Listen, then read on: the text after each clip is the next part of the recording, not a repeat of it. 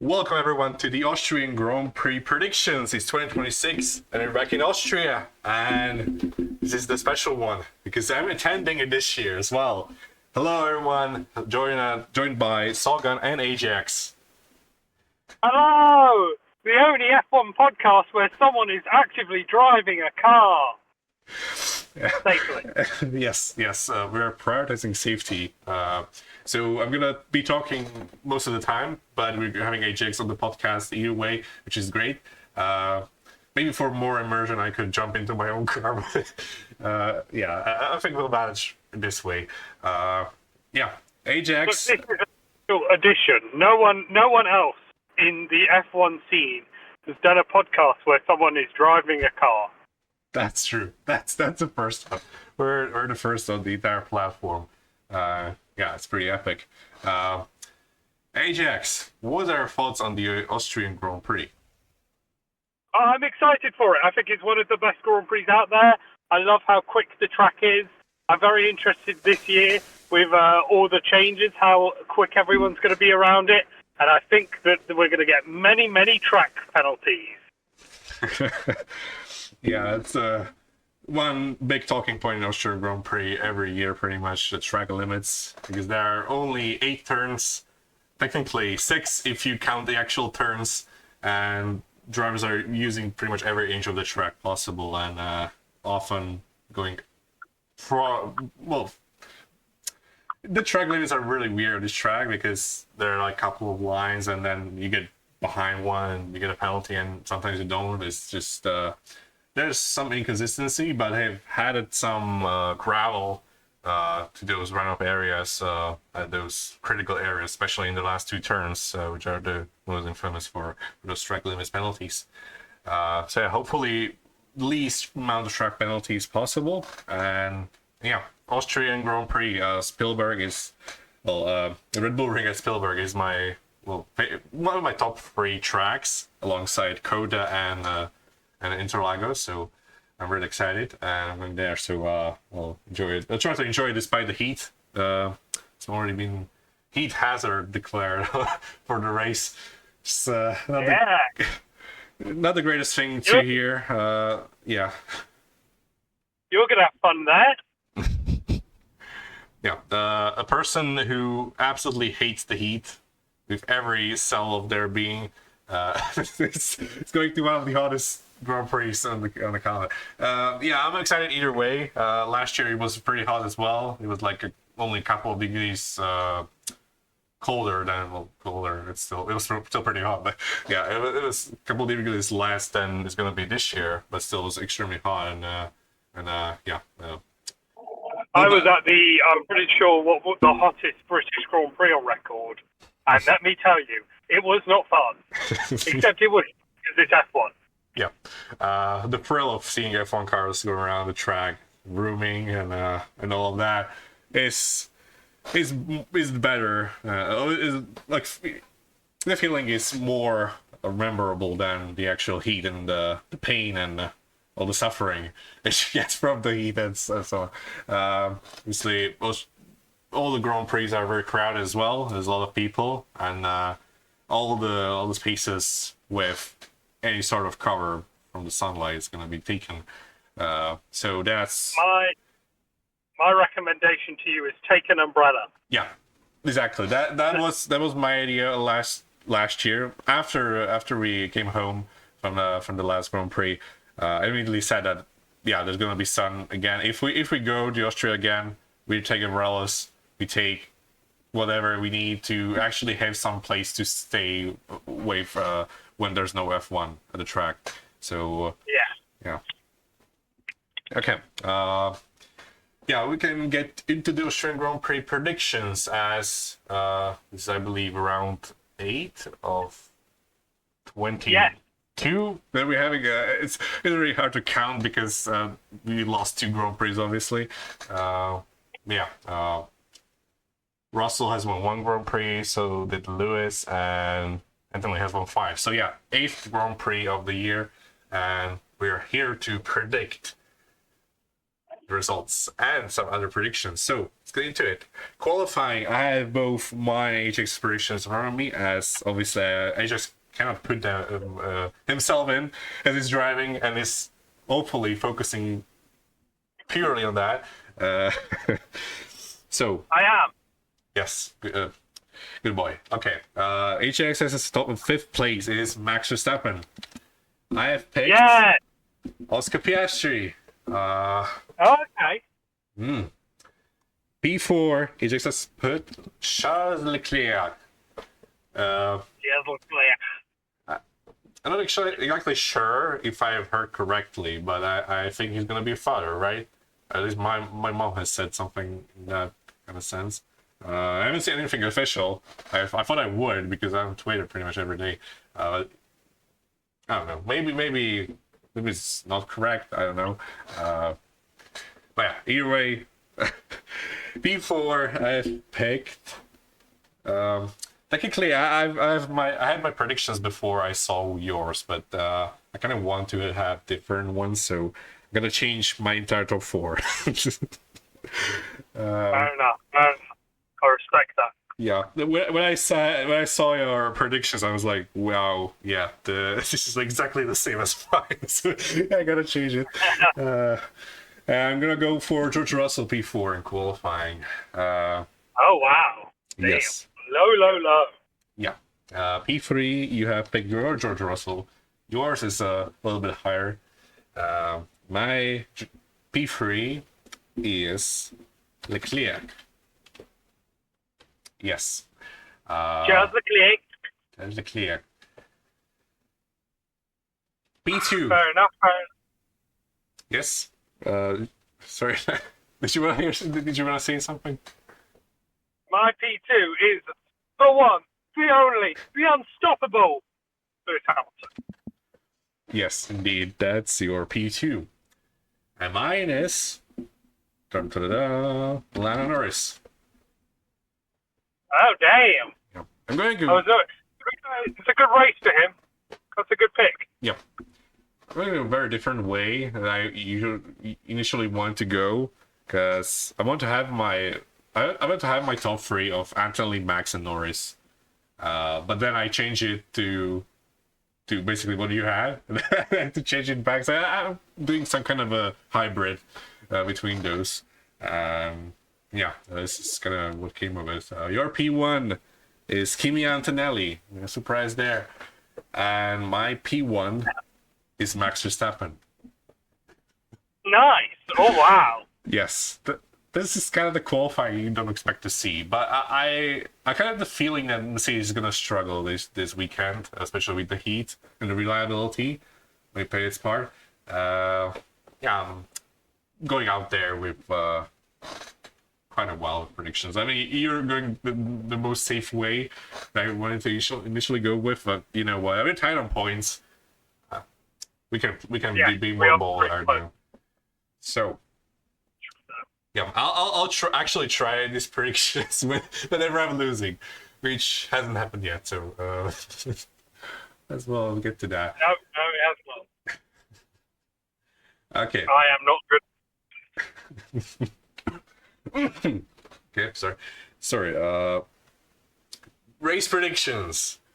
You have the exact same top 5, so I'm gonna just put it in. Not gonna be any suspense or anything. It's I still think there's going to be a lot of fighting. I just think that currently this is where the drivers are at, if that makes sense. Mm-hmm. Maybe not Leclerc where he is, but that's beyond the point. But yeah, this is where I really think the teams are drivers at. And it just makes sense to me because if I change up my top 5 because I think there's been a lot of fighting and I get all my qualifying wrong, then perhaps in the race I'll get everything right. Yeah, that makes sense. That if you get like qualifying like Hamilton, Antonelli, Leclerc, Russell, and they switch up for the race, you're getting 4 points. Yeah, exactly.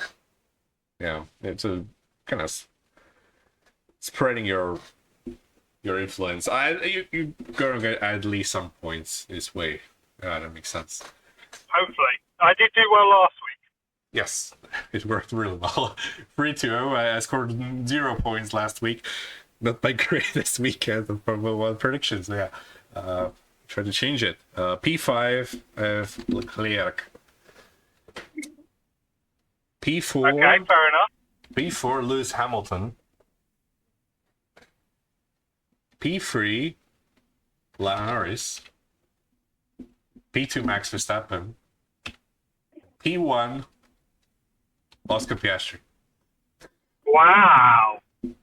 Oh, wow. This is huge prediction. Yeah. Why not? I'm going there. He might as well win, right? If there's one Grand Prix this year that I wanted to win, it's gonna be the one that I'm actually present at. Yeah.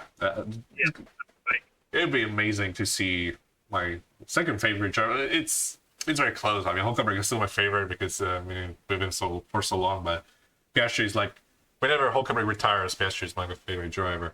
Yeah, it'll be very special to see. Also, I'm going with both my parents. My dad is a huge Max fan, and my mom is a huge Hamilton fan. So we have a pretty huge chance to actually get the win this weekend. Either at least one of us, technically, could win the Grand Prix or get pole position, alternatively, if the Mercedes doesn't perform what they kind of do every race this year. So yeah, we'll see. All I'm saying is your mum's pretty based.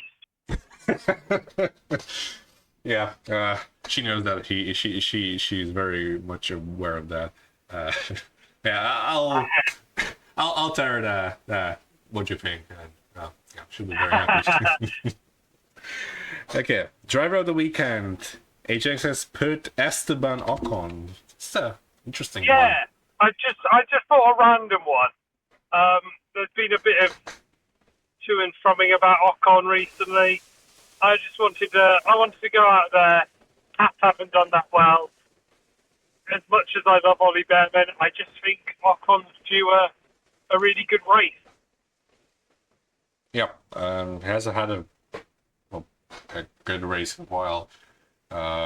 Technically speaking, hasn't had a good season in a while. He's been beaten last year by a rookie, and this year Behrman is having the upper hand again. Even the year before that, I mean, Gasly was very close to him, but you could argue that Gasly was the better driver at Alpine. Before that, his teammate was Fernando freaking Alonso.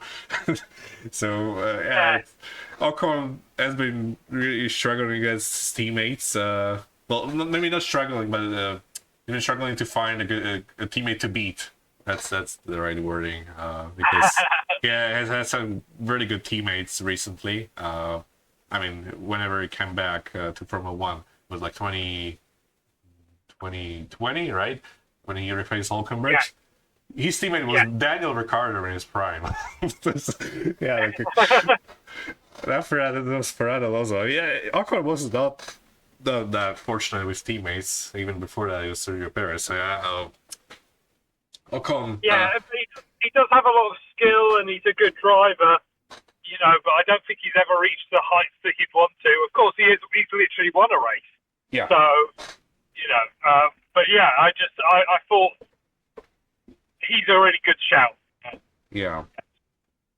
Yeah, and there's no doubt that Ocon is a very, very quick, very talented midfield driver. Just very good, but not that kind of elite, like, which put him above the rest, right? You know what I mean? Like, on his day, he can beat anyone in the equal car, but that day may not be as common, right?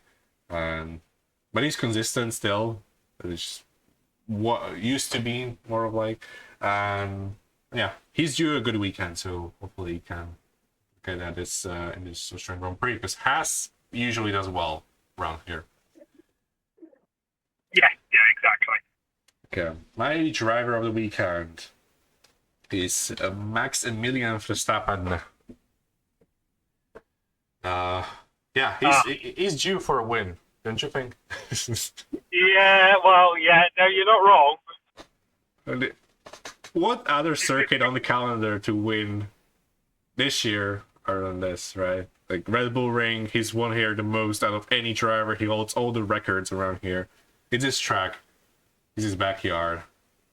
Yeah. He must be getting up there in terms of his least amount of wins since 2021 in a row. Yeah.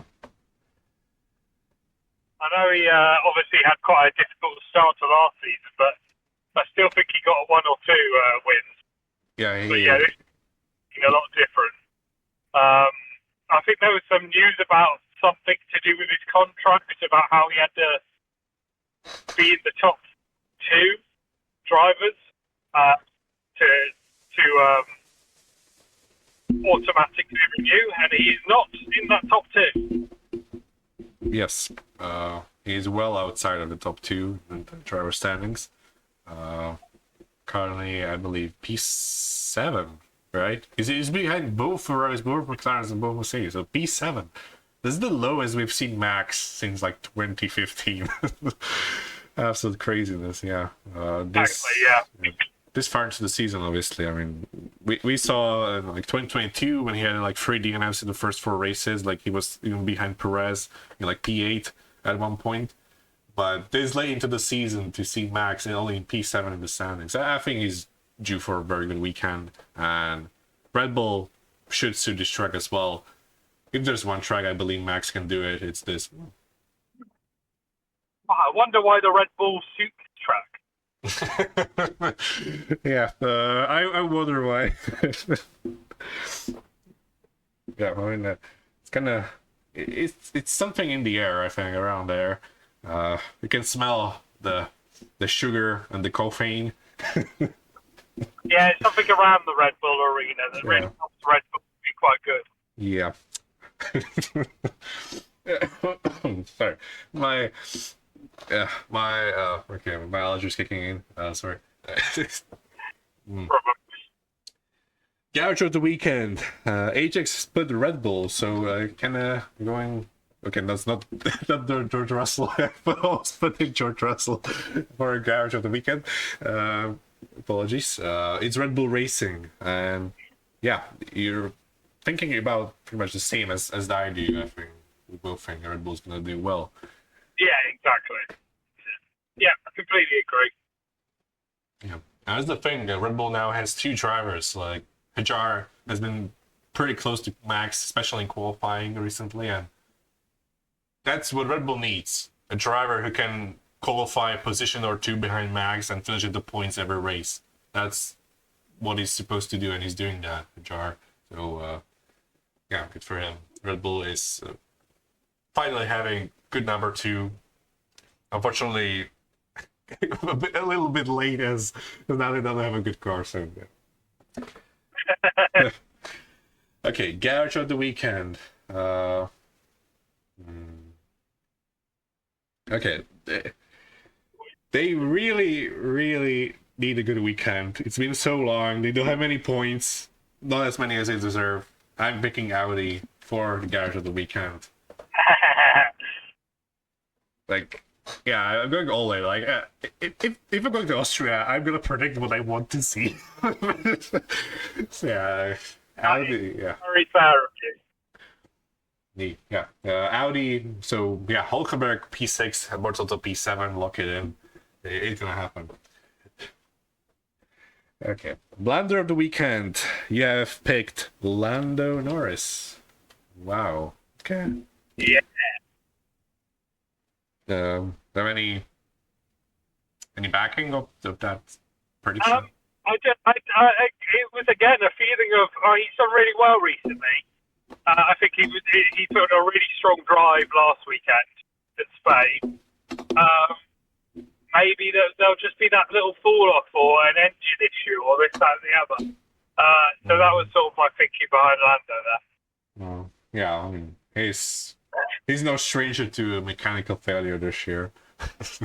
Yeah, exactly. McLaren has been horrendous in reliability. Blunder is more of a driver causing the blunder, but I know I understand what you're trying to get, trying to say. So yeah, I would say that this is maybe even the best track for Lando Norris on the entire calendar. When I think about it, Yeah. there's no other track that I would feel so confident in Lando Norris in as Austria. Like this is Yeah, I'm trying to think. I feel like, yeah, you're probably right. because even when he was in the midfield, he was getting podiums like 2020, 2021 even. Obviously, then later on he actually won around here because he had a very good car, like last year. Yeah, I think yeah, it's one of his better tracks overall. I think of that and maybe Italy as well. He's quite good at any track where it's just very straight. Yeah. Okay, my blunder of the weekend. Okay. I'll change it up. So far, I went for what I want to see happen, happening, and now I'm gonna switch it up. The rest of the prediction, except the family bold one, is gonna be what I think is gonna happen actually. So, 50-50 Okay. split, and my blunder of the weekend is gonna be George Russell. Damn. Yeah. I think it's gonna be back to being behind Antonelli by quite a margin, and since it's such a short track, many cars are gonna be very close. You could see George Russell being in P8 in qualifying, maybe even being knocked out in Q2, perhaps. If he struggles that much, and Mercedes, I mean, they could be strong around here. They could get pole position, but I could also see them not being as quick as they used to be this year. Yeah, exactly. Okay, Ferrari of the weekend. You have picked McLaren. Yeah, again, sort of a thinking of Lando. They're bringing upgrades, obviously, but yeah, I don't know. I was just sitting on it, and I went, McLaren.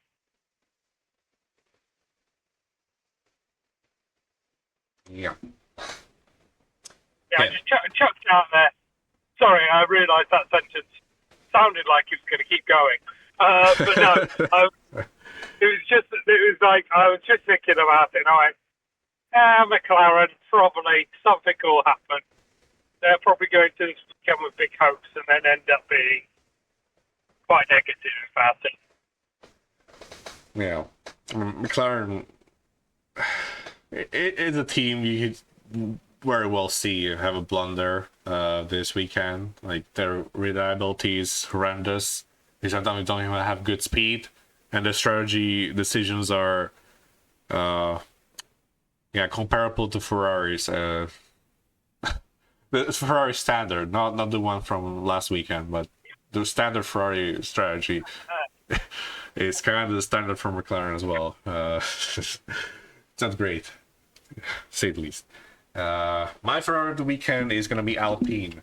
A team that's been getting double points recently, or quite a couple of times in a row.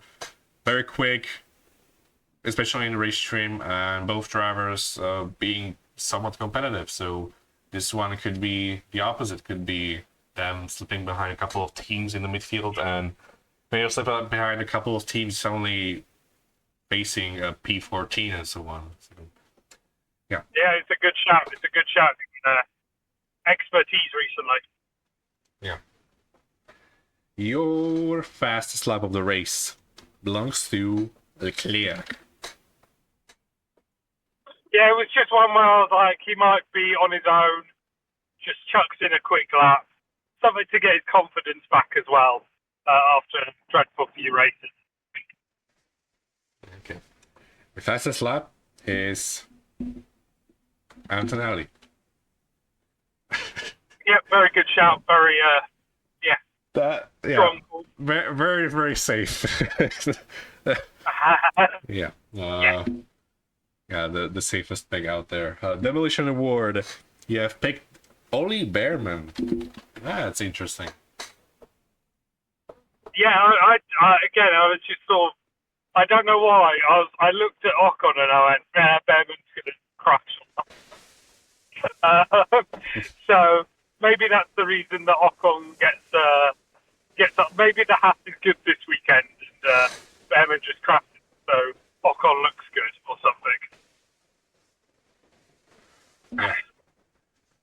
Yeah. That also makes sense. Like whenever, if Behrman would crash, so for example, like qualifying, Ocon would maybe score like a P10. Those two predictions would probably come true. So yeah, it's a good shout. Demolition Award from my side. I'm picking Isaac Hajar. Fair enough. I don't want this to happen. I want the exact opposite to happen, but he's at such a good run of form, relatively speaking, compared to Max, that he could have a better weekend. The first one since Miami. Something I'd shout out is that it starts to be pretty dreadful, and this is a very start-heavy track, shall we say, how bunched up they get. We're going to have 22 cars in Q1 out on the track. And the track is like 1 minute and 5 seconds. Well, it's probably going to be like 107 because these cars are kind of slow. It's the shortest track on the calendar. Well, time-wise, at least. I think Monaco's shorter when it comes to the distance. But yeah, the shortest lap time on the entire calendar. 22 cars split on the track. It's going to be chaos in Q1, especially with all the impeding and so on. Yeah. You're thinking similar to me. Yes. It could be anyone, though. We saw Antonelli obviously cause carnage at the start last year, so. No, fair enough. Okay, your family poll prediction. Do you remember it? Yes, both my parents thought that there would be another British 1, 2, 3. Yes. So big ups to my parents for having that belief. And yeah, hopefully be a good time in the Grand Prix. If that is the case, we could be for a hat trick in Silverstone. Yeah, that would be crazy. I mean, having a different variation every time as well. Imagine it's like in Norris, Hamilton, Russell. Maybe in Silverstone it's perhaps like Hamilton, Russell, Norris or something. But actually that was the last race. Sorry. Hamilton, Norris, Russell. That's what I thought you were going to mention Lindblad or Behrman there. I mean, it's very unlikely to see either of those on the podium. Like, realistically speaking, a British podium is not that unlikely, but they would need to have those three drivers on the podium. Yeah, it's been a long time. We had to wait however many years. It was something like 50 or something, wasn't it? 60. Yeah. It would be funny if it happened over 2 weekends. Indeed. Okay, my family vote prediction is Leclerc to win the race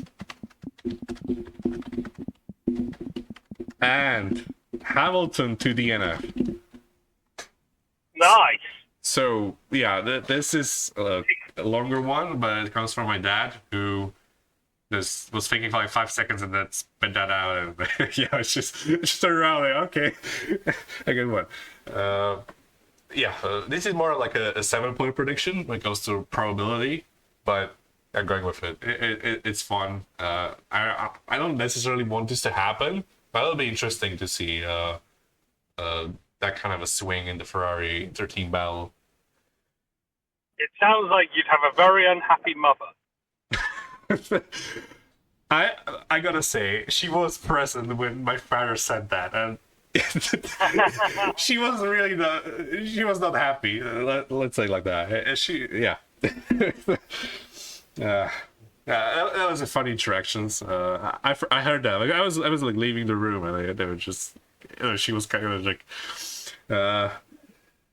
not screaming, but it was very close to that. Yeah. Okay. Actual prediction.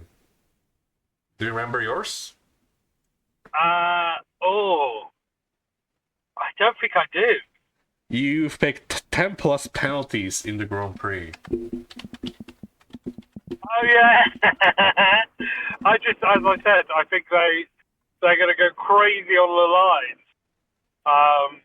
Now, obviously, we had 10 plus in Monaco, but we haven't had 10 plus in a number of races. Now, I think we might have had one last year where we did, but I'm not sure.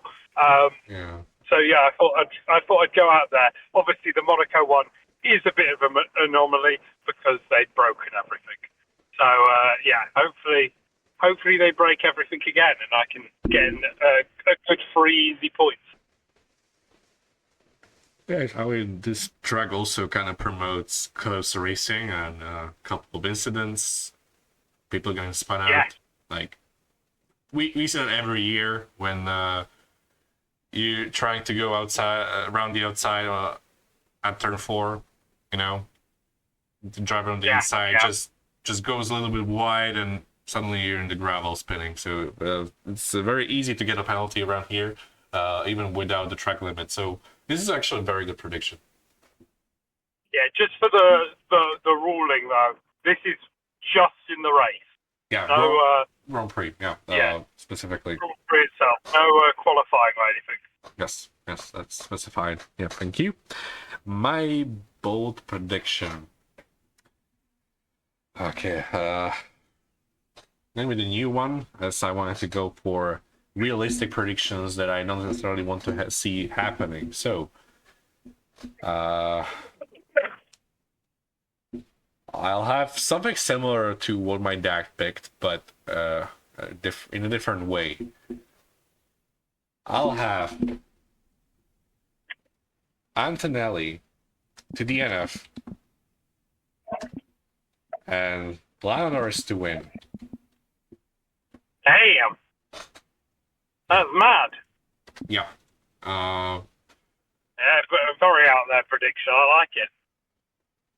It just somehow came up into my mind. I just went with it. It's one driver winning on DNFing. I think it's worthy of an extra bold prediction. Fair enough. Okay. Your extra bold prediction. Do you remember yours? Yeah, I've gone for something spicy. Lance Stroll top 10. That's This is in the Grand Prix or unspecified? in the Grand Prix. This is my continued campaign because we had a conversation after Monaco about the chances of Aston Martin getting another top 10. So I put Lance Stroll to get one because I thought that would be funny. Yeah, and you're guaranteed like 10 points. Well, I think it was like 20 points if Aston Martin gets another point this year. So yeah, exactly. I'm desperate. You're getting 30 points possibly. That's more than you already have from the previous 7 races.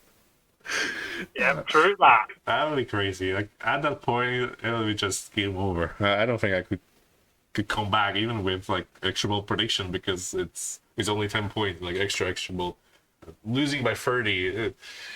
There better not be another crazy race. I'm pretty bad at predicting. I don't know if you remember my breakdown last year at the end. Well, yeah, your finishes are not the greatest, but it was relatively close both seasons. Well, we've had 3 seasons now, I think, right? Yeah, you've won. It was a win for you, a draw, and then a win for you again. Yeah. Last year I came back from a deficit, and this year you caught up from a relatively big deficit. It was like 7 to 8 points, and now we're equal. So it's all to play for. My extra bold prediction. Okay. Let me think.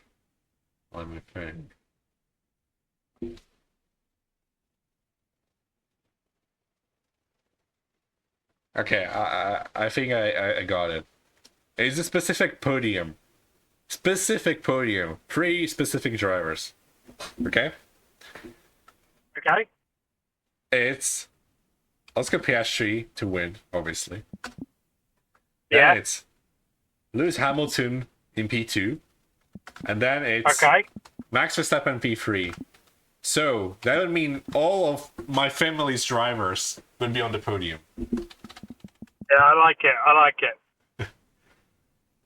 Yeah, that would be special to see in real life. All of us feel like actually. never- Yes? I feel like we've never had that podium before. Piastri, Hamilton, Verstappen. Yeah, probably we haven't. No.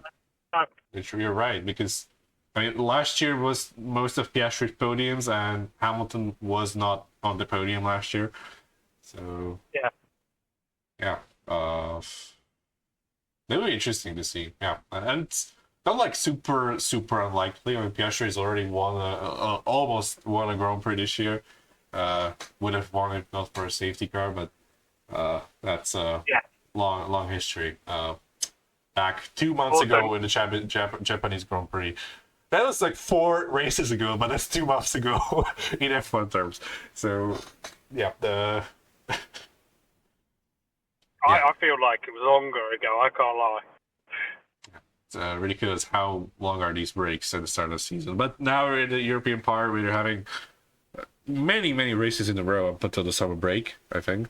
I think this is a double header as well with the British Grand Prix. Yeah. And we're having the Belgian Grand Prix 2 weeks after that, and that's the summer break. No, that's actually... Okay, never mind, sorry, my bad. There's a double header of Belgian and Hungarian Grand Prix, and it's the summer break. So, yeah, we're having 4 Grand Prix before the summer break in a span of 5 weekends. That's, Damn. Yeah. That'll be fun. 4 races in 5 weekends. That's a lot of races. That's completely the opposite of what we were getting at the start of the season. Yeah. Okay. I'm gonna end this up. Thank you so much, everyone who's been watching, listening. Any interactions is much appreciated. We're gonna say goodbye to you all. Ajax from the car and myself from my chair. Thank you so much for watching, and we'll see you next week for the reaction to the Austrian Grand Prix. Peace. Peace.